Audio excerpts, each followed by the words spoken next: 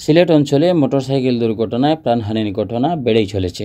এ বিভাগে গত ফেব্রুয়ারি মাসে 12টি সড়ক দুর্ঘটনায় 17 জন নিহত হয়েছেন। এর মধ্যে সবচেয়ে বেশি দুর্ঘটনার কবলে পড়েছেন মোটরসাইকেল আরোহীরা।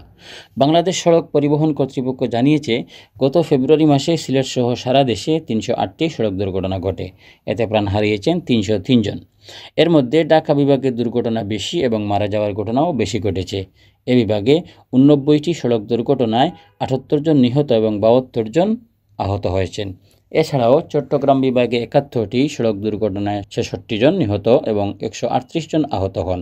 রাজশাহী বিভাগে 42টি সড়ক দুর্ঘটনায় 55 জন নিহত এবং 48 জন আহত। খুলনা বিভাগে 37টি সড়ক দুর্ঘটনায় 35 জন নিহত এবং 70 জন আহত। বরিশাল বিভাগে 19টি সড়ক দুর্ঘটনায় 15 জন নিহত এবং 64 জন আহত এবং সিলেট বিভাগে 12টি সড়ক দুর্ঘটনায় 17 জন নিহত ও 12 জন আহত হয়েছেন। এছাড়াও রংপুর বিভাগে 26টি সড়ক দুর্ঘটনায় 25 জন নিহত এবং 9 জন আহত হওয়ার খবর পাওয়া গেছে। অপরদিকে ময়মনসিংহ বিভাগে 12টি সড়ক দুর্ঘটনায় 12 জন নিহত ও 3 জন আহত হয়েছেন।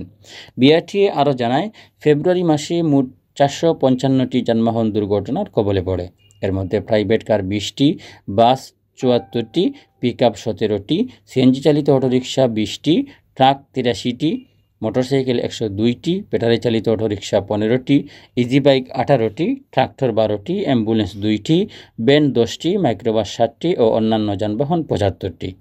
এ তথ্য বলছে, সবচেয়ে বেশি দুর্ঘটনার কবলে পড়েন মোটরসাইকেল আরোহীরা। এর আগের মাসে অর্থাৎ জানুয়ারি মাসে সারা দেশে সড়ক দুর্ঘটনার সংখ্যা ছিল 322টি। এসব দুর্ঘটনায় 333 জনের প্রাণহানির ঘটনা ঘটেছে। আহত হয়েছেন 336 জন।